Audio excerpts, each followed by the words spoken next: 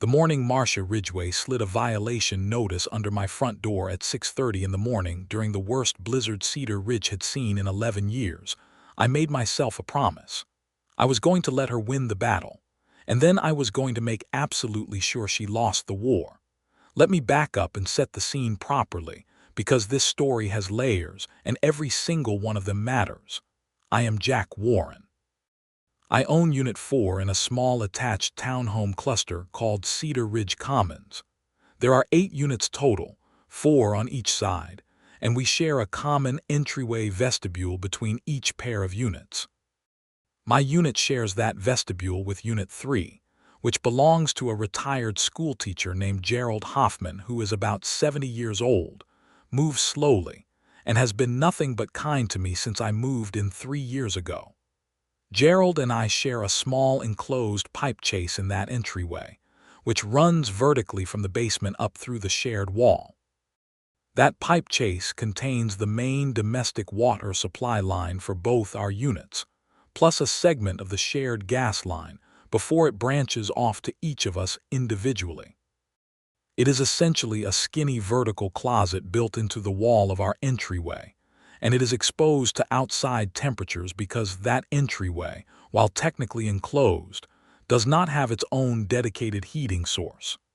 The HOA documents classify it as a common element, meaning the association is supposed to maintain it, but in practice, they have never done a single thing with it except paint the door once. For the past 2 winters before this one, I had been using a propane buddy heater in that entryway. Not a big one. A small, portable Mr. Heater unit, the kind you can pick up at any hardware store. I kept it on a low, safe setting, positioned away from anything flammable, and I ran it for maybe 2 hours in the morning and 2 hours in the evening on the coldest nights. The reason was simple and practical. Without some supplemental heat in that entryway, the supply line in the pipe chase would dip below freezing when temperatures outside dropped below about 15 degrees Fahrenheit. I learned this the hard way during my first winter here when I woke up to no water pressure and spent 3 miserable hours with a heat gun trying to thaw the pipe before anything burst. After that, the buddy heater became my cold weather routine. I also sometimes kept the heater on my covered front porch for about an hour in the early evening, just to take the chill off while I had a cup of coffee and watched the neighborhood. My porch is private, enclosed on 3 sides, covered, and clearly within my exclusive use area according to the HOA documents. I had been doing this for 2 full winters without a single complaint. Then Marcia Ridgeway got herself elected to the HOA board. Marcia had moved into Unit 7 about 18 months ago, and from day one she was the kind of neighbor who makes you instinctively close your blinds. She introduced herself by leaving a passive-aggressive note on my door about my recycling bin being 2 inches outside the designated boundary. She attended the first HOA meeting she was eligible for and immediately proposed 3 new rules, all of which were shot down by the existing board members. 6 months later, she ran for a board seat after the previous secretary moved away, and because literally nobody else wanted the job, she ran unopposed. She became the HOA secretary, which gave her access to the violation notice template, and more dangerously, a sense of authority that was wildly disproportionate to the actual power of an HOA secretary in a small 8-unit cluster. Marcia was the kind of woman who read the CC and RS the way a lawyer reads a contract when they are trying to find a way to break it. She did not look for what the rules allowed. She looked for what they could be interpreted to prohibit. And she had discovered, buried in Section 14, subsection C of the Cedar Ridge Commons CC and RS, a clause that said, and I am paraphrasing here, that no open flame or combustion-based heating devices were permitted on common area elements or exclusive use porches without written board approval. Now, a reasonable person would have knocked on my door and had a conversation. A normal neighbor would have said, "Hey Jack, I noticed you have that propane heater out. I am a little nervous about it. Can we talk?" That is what a human being does. Marcia was not interested in being a human being. She was interested in being an authority figure, and the violation notice was her weapon of choice. So there I was, at 6:30 in the morning, standing at my front door in my thermal socks and flannel pants, holding a formal Cedar Ridge Commons HOA violation, notice informing me that my propane buddy heater constituted a violation of Section 14, subsection C, and that I had 7 days to cease and desist or face a $50 per day fine. Outside, the snow was coming down in thick, wet sheets. The temperature on my porch thermometer read 9 degrees Fahrenheit. The wind chill was somewhere around -8, and Marcia had personally walked through that weather at 6:30 in the morning just to slide this notice under my door. I stood there for a moment, drinking my coffee, reading the notice a second time.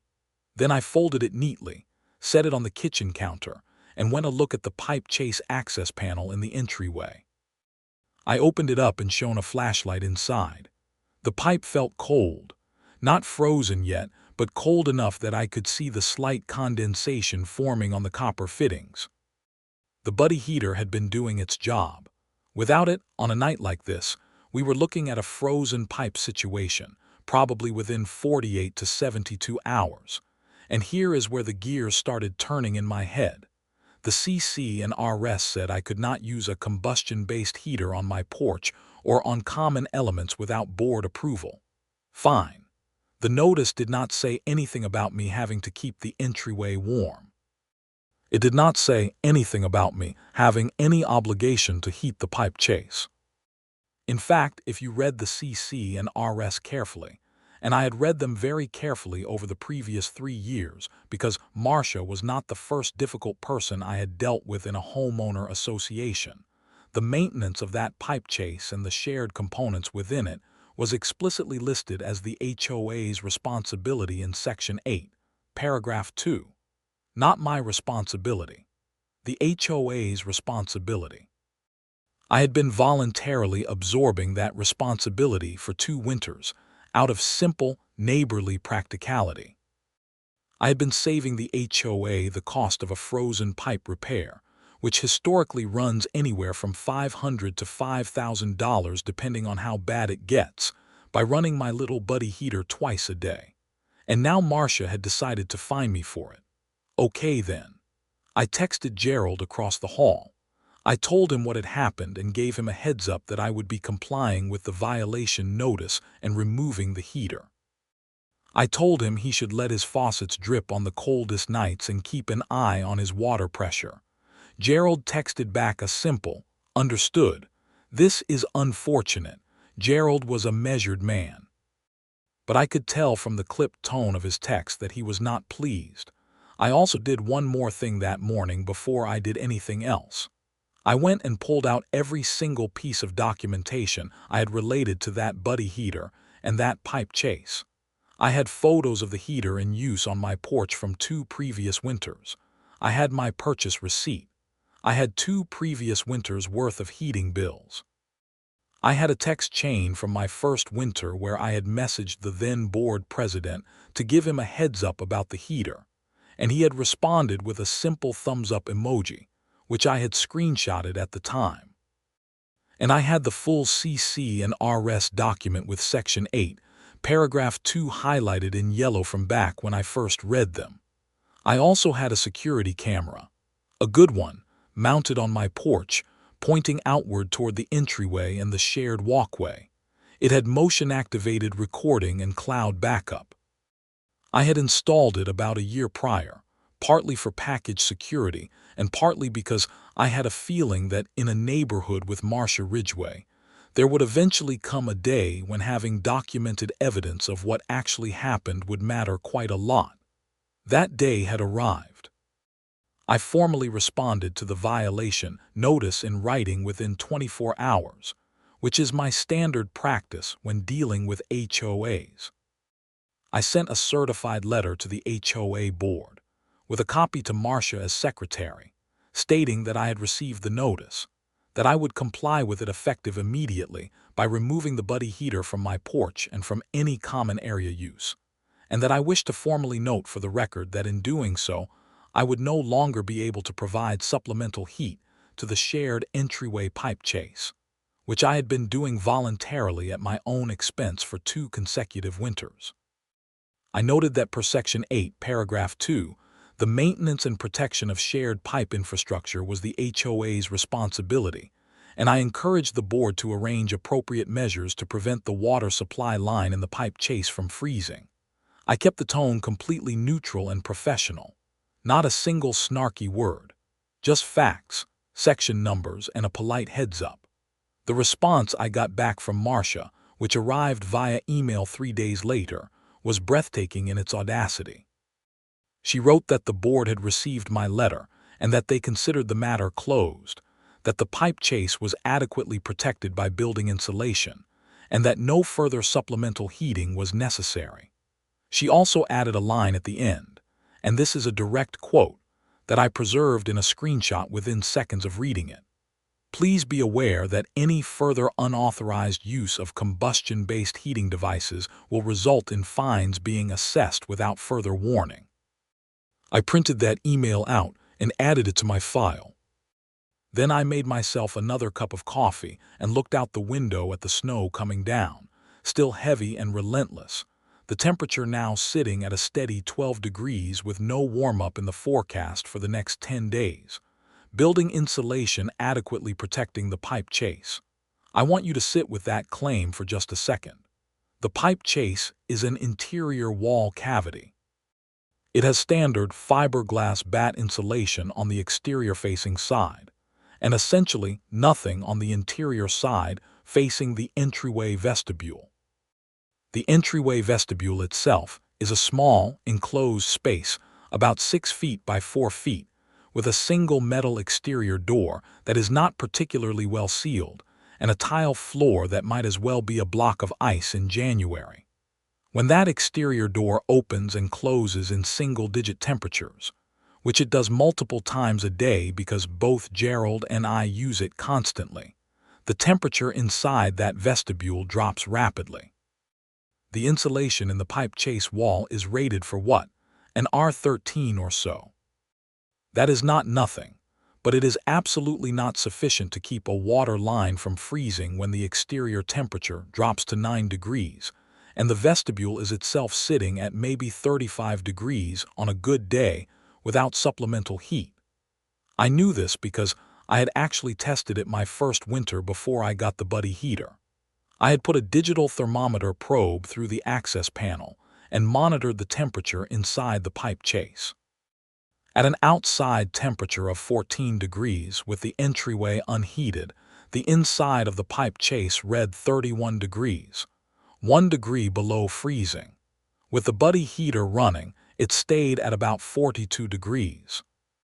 That 7 to 11 degree difference was the entire margin between the pipes being fine and the pipes becoming a very expensive problem. I had this data, written down in a little notebook I kept in my kitchen junk drawer, dated with the outdoor temperature noted alongside each reading. I added it to my file. Now I want to be clear about something. I was not trying to be malicious. I was not hoping the pipes would freeze so I could watch Marcia suffer. I genuinely hoped the board would arrange for some alternative heating solution, or at minimum, get a plumber to assess the situation. I had given them a formal written heads-up. They had responded by dismissing the concern entirely. What happened next was on them, and I had documented evidence proving I had tried to warn them. 4 days after my certified letter with temperatures outside sitting at a steady 7 degrees overnight and not getting above 22 in the afternoon, Gerald texted me at 7 in the morning. "Jack, no water, not a trickle." I went across the hall. Gerald answered the door in his bathrobe, looking tired and frustrated. I turned on his kitchen tap. Nothing. I checked the bathroom. Nothing. I went and opened the pipe chase access panel in the entryway. When I put my hand inside, the copper felt cold as a steel rail in January, which is exactly what it was equivalent to. Frozen solid. I immediately texted the HOA board, which in practice meant I texted the board president. a reasonably decent guy named Phil Ockhaffer who ran an accounting firm downtown and mostly stayed out of drama.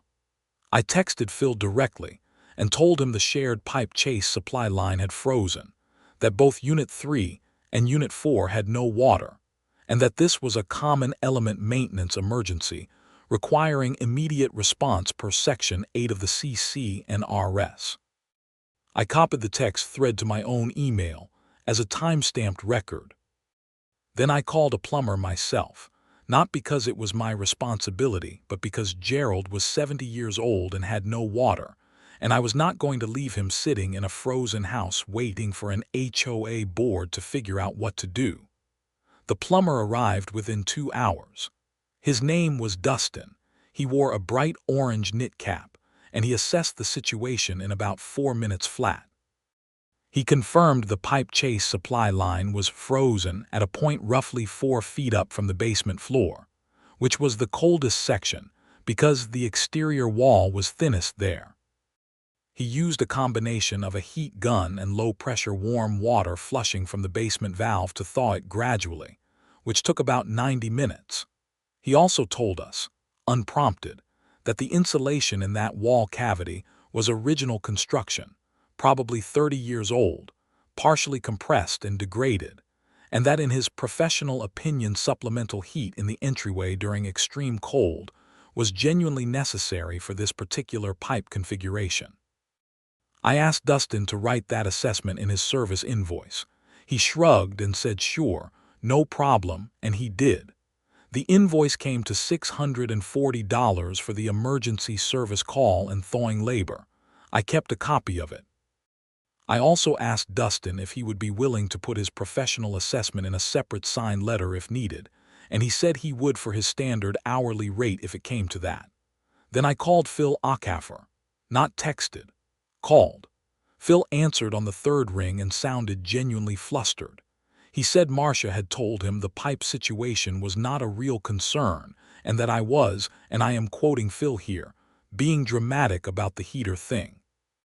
I told Phil calmly that the pipe had frozen that morning, that a plumber had just left, that the invoice was $640, and that I had Dustin's professional written assessment that the insulation was inadequate and that supplemental heat was necessary. I also told Phil that I had sent a certified letter to the board 5 days prior warning them of exactly this outcome, and that I had Marcia's email response dismissing the concern, and that I had the relevant CC and R sections ready to go. I said all of this very pleasantly, because I was not angry at Phil personally. Phil was just a guy who had let himself be steamrolled by a more aggressive board member. There was a long silence on Phil's end. Then he said, "Jack, what do you need from the board right now?" I told him.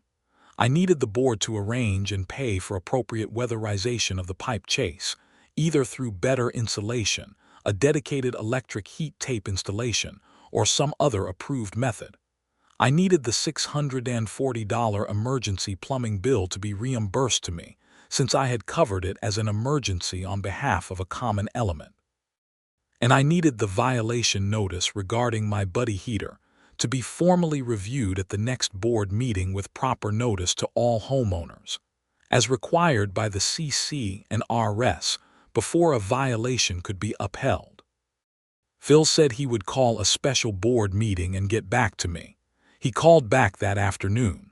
The special meeting was set for the following Thursday evening at 7 to be held in the common room of the complex, with written notice delivered to all 8 homeowners as required.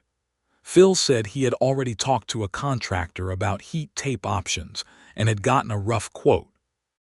He also said, very quietly and clearly uncomfortable, that the board had voted 2-1 to temporarily suspend the violation notice against me pending the meeting, and that I was permitted to use the buddy heater in the entryway vestibule, not the porch, while the matter was resolved. I thanked him, hung up, and immediately went and put the heater in the entryway vestibule. Gerald knocked on my door 20 minutes later just to shake my hand. He also mentioned that he had written a letter to the board, which I thought was wonderful. Gerald, it turned out, had been quietly taking notes about Marcia's behavior for several months. He had noticed she had been selectively enforcing rules against certain homeowners while ignoring identical violations by homeowners she seemed to like. He had documented 3 specific examples.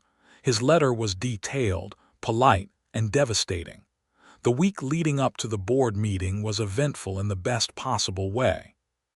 Word had spread through the 8-unit complex about the frozen pipe situation, partly through a neighborhood group chat that had been set up the previous summer for things like package delivery alerts and snow shoveling coordination.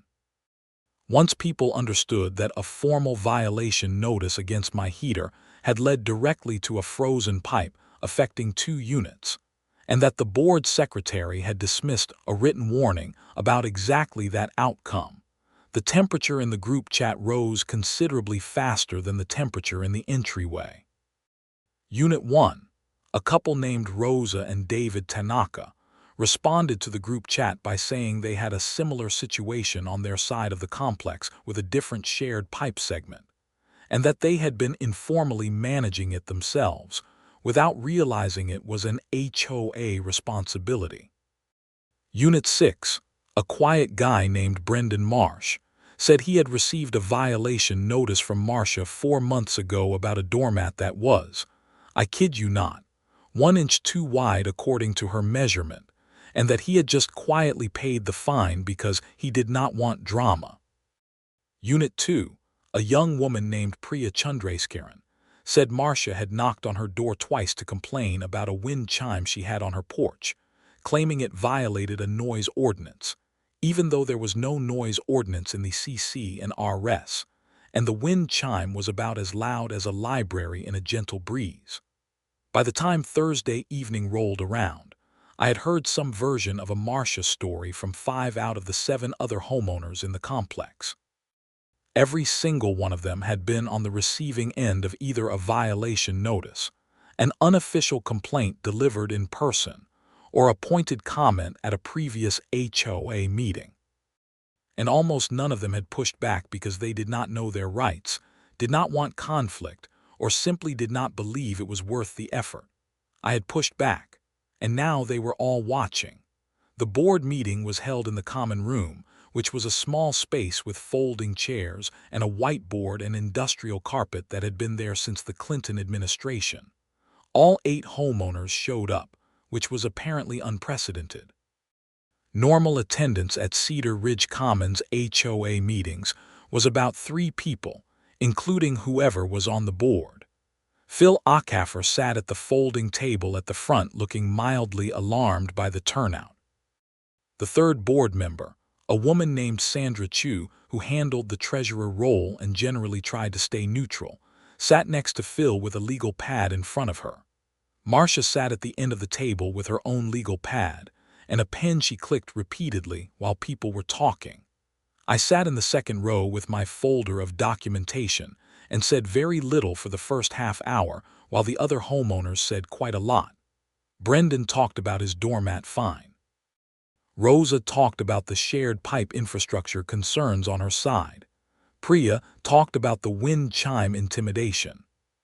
2 other homeowners I had not even spoken to extensively, Unit 5 and Unit 8, both described receiving written notices about things that, when read against the actual CC and RS, were not actually violations at all, just Marcia's interpretation of what she wished were violations. Gerald spoke last before I did, slowly and clearly, and he laid out the 3 specific examples he had documented of Marcia selectively enforcing rules. In each case, he named the homeowner who had the same or similar condition as someone who had been fined, with dates, and explained that this other homeowner had not received any notice. 2 of the homeowners Gerald mentioned were in the room and confirmed his account on the spot. Marcia tried to interrupt Gerald twice. Phil gently told her to let people finish speaking.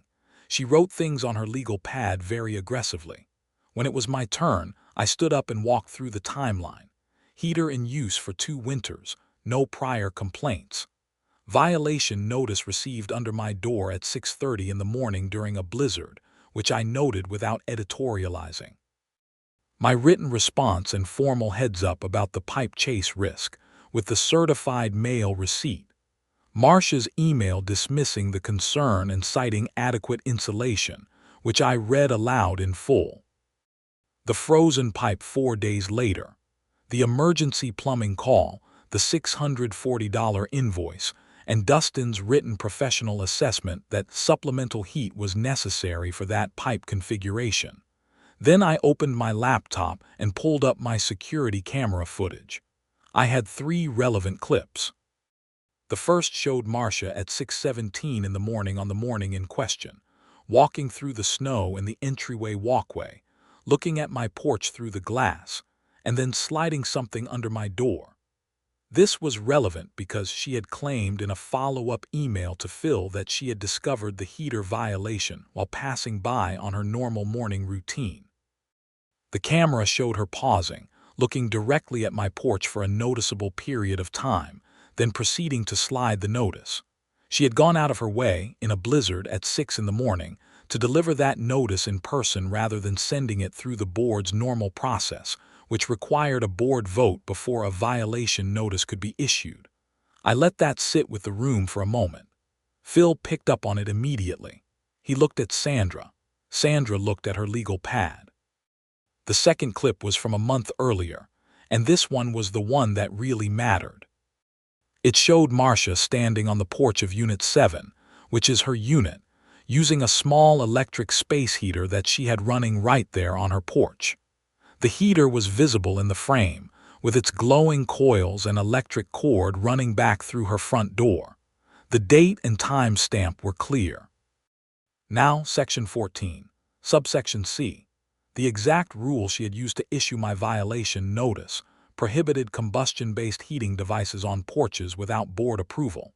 But Section 14, Subsection D, which was the very next paragraph, prohibited electric space heaters rated above 1,500 watts from being used in common areas or exclusive use porches due to fire risk and potential overloading of shared electrical infrastructure. I had looked this up the morning after I got the notice, just to understand the full picture of Section 14. Marcia had a heater on her porch that was in apparent violation of Section 14, Subsection D. While she was issuing me a notice for Section 14, Subsection C, I did not accuse her of anything in my presentation. I simply showed the footage, stated the date, and read Section 14, Subsection D aloud. Then I sat down. The room was quiet for about 4 seconds, and then it was not quiet at all. Phil held up his hand and got the room settled, and then he turned to Marcia and said, quietly and professionally, that she needed to address the footage and the Section 14D question. Marcia said the heater she had been using was within the wattage limit. Phil asked her if she had the documentation for that. She said she did not have it with her. Phil said that would need to be reviewed. Then Phil said something that clearly surprised Marcia. He said that based on the information presented, he had 2 concerns he wanted to address as board president. The first was the procedural issue of how the violation notice had been issued. The CC and RS required a board vote of at least 2 of the 3 board members before a formal violation notice could be issued and fined. Phil said he had not voted on or even been consulted about the notice issued to me. Sandra confirmed she had not been consulted either. Marcia had issued the violation notice unilaterally, without a board vote, which according to Section 12 of the CC and RS made the notice procedurally invalid. The second concern was the $640 emergency plumbing bill. Phil said that the board had reviewed it, and that it was a legitimate expense arising from a failure to maintain a common element, specifically the pipe chase, for which the HOA was responsible per Section 8. The board had therefore voted, prior to the meeting, to reimburse me the full amount from HOA reserve funds. Phil looked briefly pained saying this, because $640 out of HOA reserves was not trivial, but he said it plainly and directly. Sandra noted it in the treasurer record. Marcia started to say something about how I should have been maintaining the pipe chase myself as the adjacent unit owner, and Phil quietly but firmly told her that Section 8 was unambiguous and that this was not open to reinterpretation. She clicked her pen several times and wrote on her legal pad. The meeting resolved several things formally and in writing that evening. The violation notice against me was voided. The HOA engaged a contractor, using HOA funds, to install electric heat tape on the vulnerable section of the pipe chase and to improve the weatherization of the entryway vestibule, with work to be completed before the next expected cold snap according to the weather forecast. The board agreed to a formal review of all violation notices issued in the past 12 months to verify that they had been properly voted on before issuance, and the board formally requested that Marcia submit documentation for her electric heater's wattage rating within 5 business days. It came out within those 5 business days, when Marcia produced the heater's documentation, that the unit was a 2,000-watt heater, which was clearly above the 1,500-watt limit in Section 14. Subsection D. Phil and Sandra voted to issue a violation notice properly, with a board vote 2-1, Marcia voting no, obviously. Marcia received her own violation notice and was assessed the $50 fine. The violation notice review was even more productive. Of the 6 violation notices Marcia had issued in the past year, 4 of them had been issued without a prior board vote, making them procedurally void under Section 12. Brendan got his doormat fine refunded. 2 other homeowners who had quietly paid small fines for similarly dubious violations also received refunds. The 4th improper notice had not resulted in a fine, just a warning, so there was nothing monetary to refund there, but the notice was formally struck from the record. Priya, for her part, asked the board at the meeting whether the CC and RS contained any noise ordinance applying to wind chimes, and Phil confirmed on the spot that they did not. Priya thanked him and kept her wind chime. Now, at this point you might think the story is essentially over. The heater issue was resolved, the pipes were fixed, the fines were refunded, the procedural violations were corrected, and the bad actor had been embarrassed in front of every single homeowner in the complex. That would have been a satisfying enough ending. But Marcia was not finished, and what she did next crossed a line that moved this from an HOA dispute into something considerably more serious. About 2 weeks after the board meeting, with the heat tape installed and the entryway vestibule finally properly weatherized, I came home from the grocery store on a Thursday afternoon to find a notice on my door. Not an HOA notice, a different kind of notice. It was a letter on what looked like official stationery, claiming to be from a legal office called Ridgeway Property Compliance Associates, informing me that I had been identified as engaging in activities that constituted harassment and defamation against a board member, and that unless I agreed to cease discussing the matter with other homeowners and retract my statements from the board meeting, legal action would be pursued. I read it once, read it twice, and then took photos of it from every angle. Then I did a quick online search for Ridgeway Property Compliance Associates. It did not exist. There was no registered business by that name in the state. There was no law firm by that name. The address on the letterhead was a UPS store mailbox. The letter had no attorney bar number listed, no licensed attorney signature, nothing. It was a fake legal threat letter that Marcia had apparently created herself. Now I was not just dealing with an overzealous HOA secretary with a power complex. I was dealing with someone who had fabricated legal stationery to threaten me, which depending on the jurisdiction can constitute fraud, forgery, or the unauthorized practice of law, or some combination of all 3. I called a real attorney. Her name was Deborah Ashcraft, and she specialized in HOA disputes and real estate law. I had found her name through a referral from a coworker who had dealt with an HOA boundary dispute the previous year. I sent her photos of the letter and the documentation of my online search confirming the non-existence of the firm, and she got back to me within 2 hours. Deborah said, very crisply and professionally, that what I had received appeared to be a fraudulent legal threat letter, that creating or using false legal stationery to threaten someone could constitute fraud and potentially the unauthorized practice of law, and that she strongly recommended filing a report with both the State Bar Association's Unauthorized Practice of Law Division and the local police department. She also said she would be happy to draft a cease and desist letter to Marcia from her real, actual, licensed law firm, and that I might want to consider whether I had grounds for a defamation counterclaim, given Marcia's characterization of my actions as harassment when I had simply presented documented facts at a properly noticed board meeting. I took all of her advice. The police report was filed the following morning. I went to the local station with all of my documentation, the letter, the photos, the search results showing no such firm existed, the timeline of events, and a copy of the board meeting proceedings.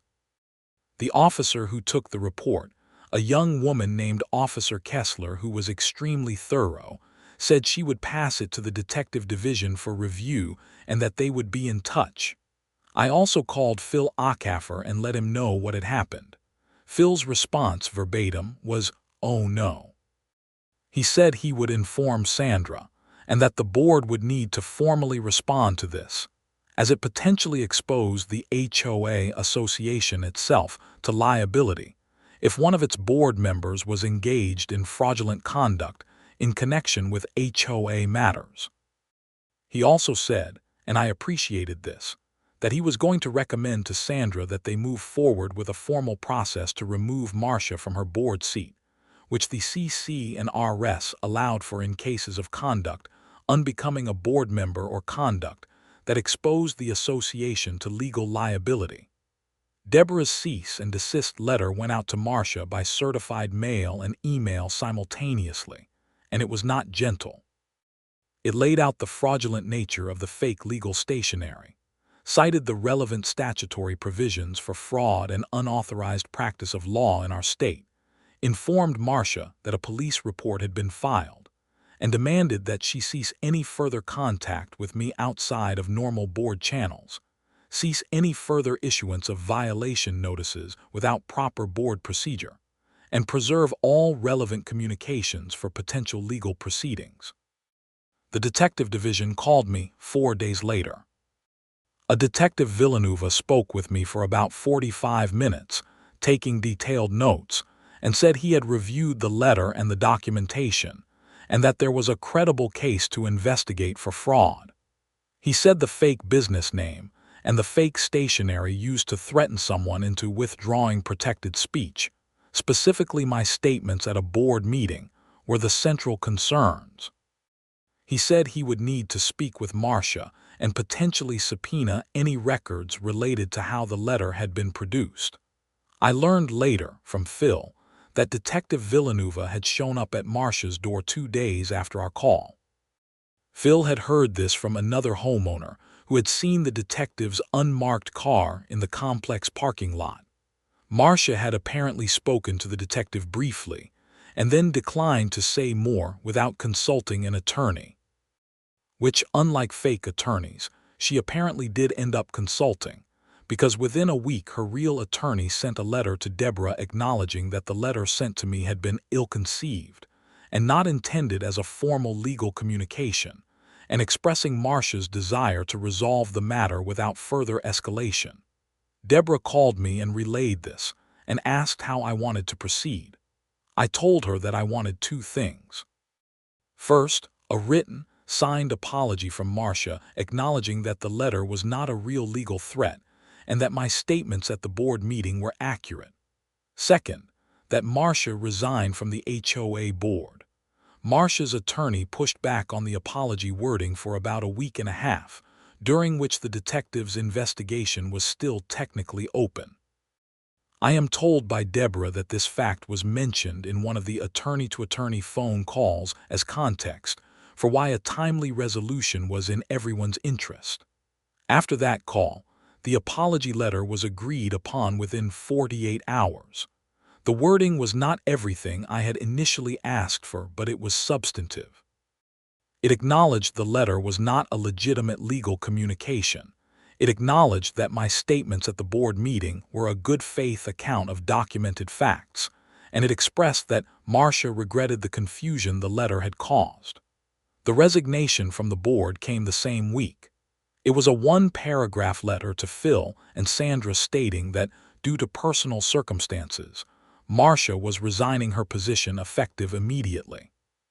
Phil accepted it, noted it in the board records, and posted a notice to all homeowners that the secretary position was vacant and that nominations were open. Detective Villanueva called me one more time after the resignation. He said the investigation would be suspended given the resolution of the matter and the absence of any further incidents, but that the report would remain on file. He said if anything similar occurred, it could be reopened. I thanked him. Gerald Hoffman nominated himself for the secretary position and was elected unanimously by the Homeowner Association at a meeting the following month. He showed up to his first meeting as secretary with a printed agenda and a typed set of minutes from the previous meeting, which apparently had never happened before in the history of the Cedar Ridge Commons HOA. He also proposed a motion that future violation notices require a board vote and written notification to the affected homeowner at least 5 business days before any fine could be assessed, giving the homeowner a chance to respond or remedy the situation. The motion passed 2-0, with the new board of Phil, Sandra, and Gerald all voting in favor. I attended that meeting and voted in favor of Gerald's proposal, along with every other homeowner present. Priya brought a cake. Rosa and David brought a thermos of coffee. Brendan, the guy with the doormat, brought a 12-pack of beer for after the meeting. We ended up standing around the common room for an extra hour just talking, which was the most social the 8-unit complex had been the entire time I had lived there. The contractor finished the heat tape installation about a week before Gerald's first meeting as secretary. He did a solid job. The heat tape was self-regulating, meaning it automatically ramped up or down based on the temperature in the pipe chase, and it had a thermostat override that Gerald or I could check via a small digital display on the access panel. The entryway vestibule also got a basic weatherization treatment, with a new door sweep on the exterior door and some foam sealant around the frame gaps. It made a noticeable difference immediately. The entryway went from feeling like a small refrigerator to merely feeling like a cool room, which was a significant improvement. I still keep the buddy heater, though.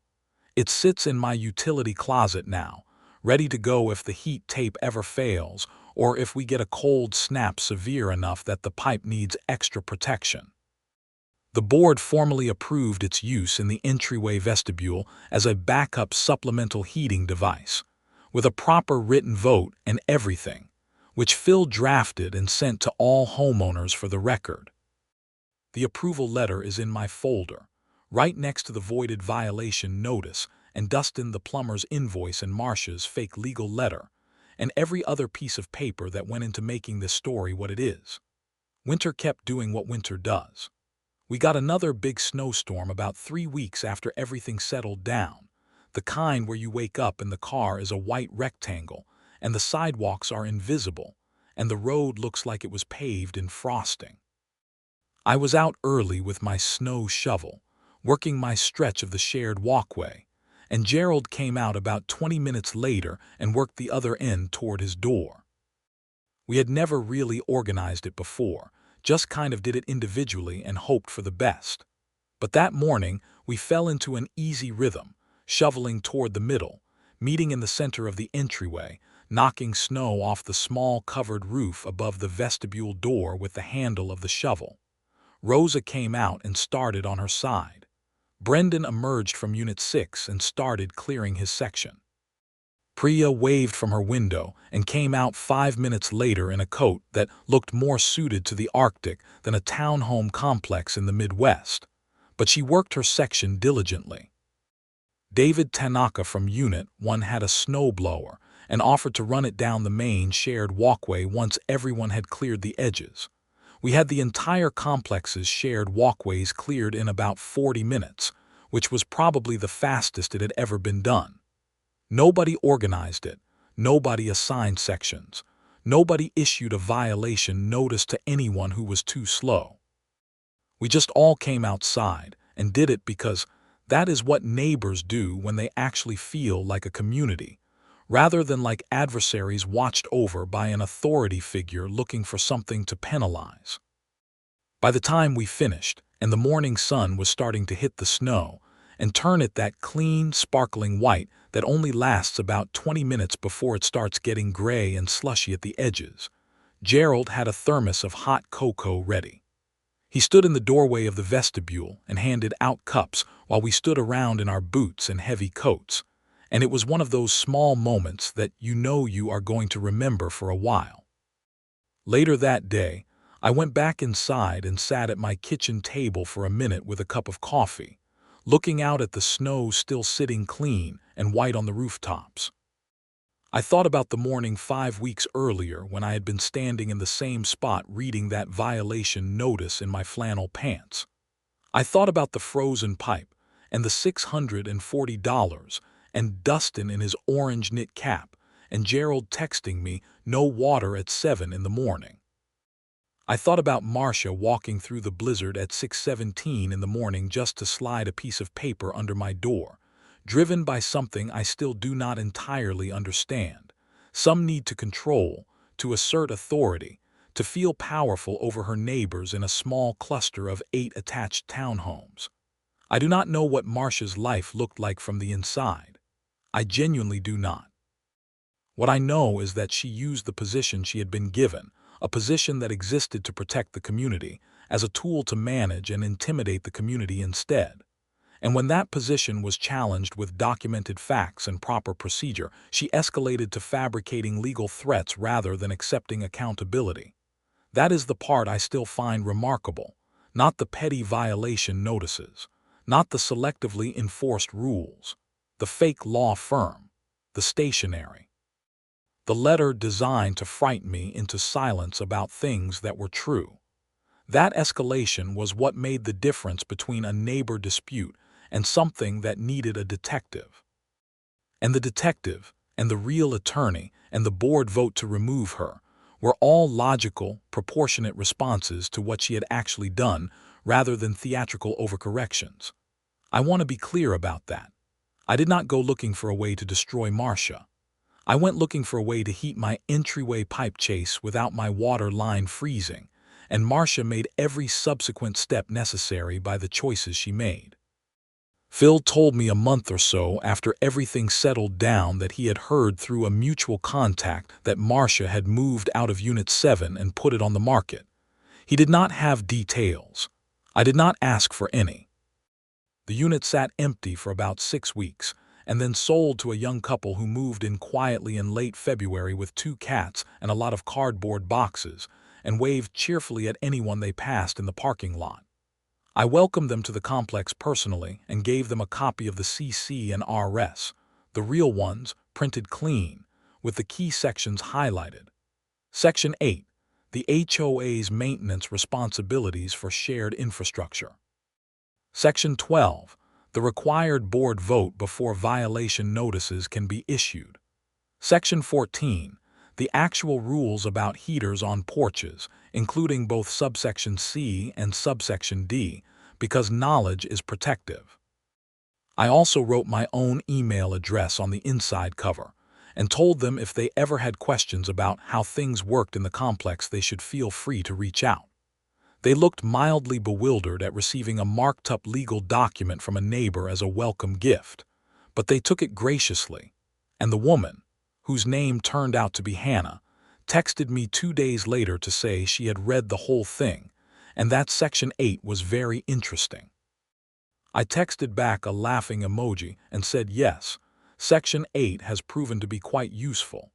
The heat tape has been running since installation without a single problem. The pipe chase has stayed well above freezing through every cold snap we have had since then. Gerald's digital display on the access panel has never shown a temperature below 38 degrees inside the chase, and usually it sits around 45 even on the coldest nights. The entryway vestibule is noticeably warmer with the new door sweep and the sealant, and I find myself actually enjoying the moment of walking in from the cold and closing the vestibule door behind me before opening the main door to my unit. That brief transition from the brutal cold of a January night to the slightly less brutal temperature of a properly weatherized entryway. The buddy heater sits in the closet. I took it out once in March when we had an unexpected cold snap and the outside temperature dropped to 4 degrees overnight, just to run it in the vestibule as backup while the heat tape handled the primary load. Worked perfectly. Gerald texted me at 7 that morning, "Water's fine, good morning." I texted back, "Good morning, Gerald. The HOA board has been running smoothly since Gerald joined. Phil is still president. Sandra is still treasurer. Gerald as secretary has brought a level of organizational precision to the role that is honestly a little impressive for a volunteer position in an 8-unit townhome complex.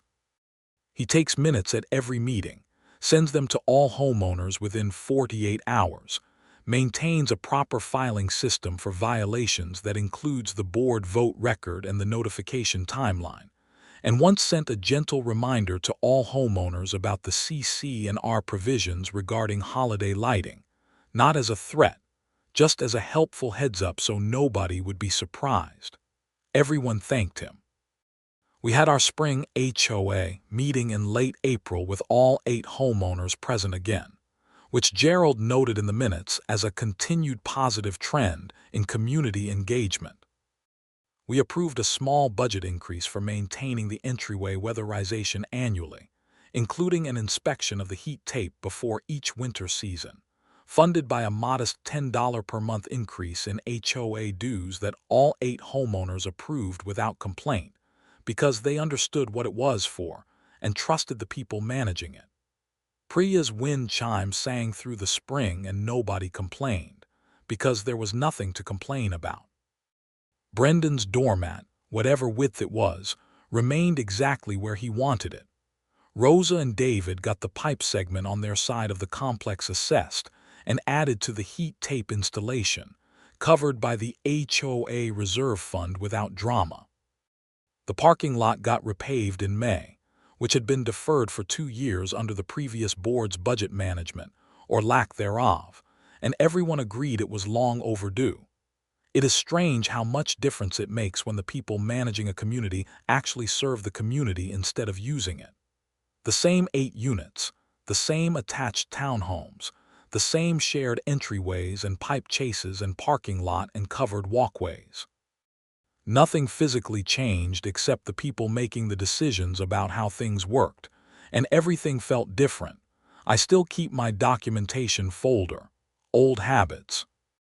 The certified letter receipts, the plumber's invoice, the fake legal letter from the non-existent firm, the security camera footage on a backup drive, the board meeting notes, Deborah Ashcraft's cease and desist letter, the police report number. I am not holding onto them out of anger or in anticipation of future conflict. I keep them because they represent something I believe in, which is that when you are dealing with an authority that is abusing its position, the most powerful thing you can do is keep accurate records and understand your actual rights. Not threats, not drama, just facts, documented in sequence, presented clearly when they become relevant. Marcia thought she had all the power in that situation. She had the violation notice template, the HOA letterhead, the title of secretary, and the assumption that most people will simply comply rather than push back. What she did not have was the knowledge that I had been reading the CC and RS for 3 years, that I had a security camera, that I knew how to send a certified letter, that I had documented the pipe chase temperatures in a notebook in my kitchen junk drawer, and that I was the kind of person who, when told by a fake law firm to stop talking about documented facts, would immediately call a real attorney and then the police. The buddy heater is still in the closet. The pipes are still warm. The neighbors are still neighbors in the actual sense of the word, not just people who happen to share a parking lot and a wall. And outside right now the snow is falling again, soft and steady, the kind that sticks to the branches and makes everything look clean and quiet and new. Gerald texted me this morning, just checking the pipe chase temperature display. 47 degrees inside, 7 below outside. Heat tape doing its job. I sent back a thumbs up, made myself a cup of coffee and watched the snow come down. Some winters are easier than others. This one, for the first time in 3 years, finally felt easy.